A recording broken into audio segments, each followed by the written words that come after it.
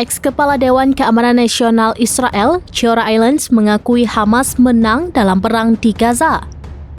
Sementara itu, Giora menyebut pasukan Israel mengalami kegagalan yang fatal di Gaza.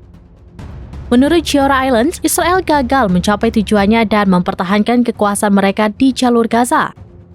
Sepanjang melakukan perang di Gaza, Israel mengalami kerugian ekonomi dalam sejarah pendudukannya, yakni total kerugian tersebut mencapai 67 miliar US dollar. Diketahui angka tersebut meliputi kerugian militer langsung senilai 34 miliar US dollar.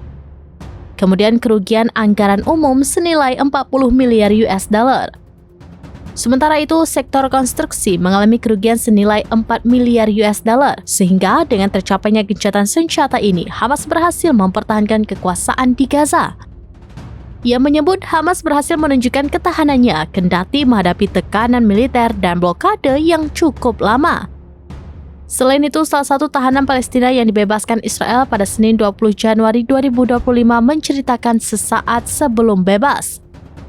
Tahanan bernama Bushra Al-Tawil yang merupakan seorang jurnalis Palestina itu ditangkap Israel pada Maret 2024.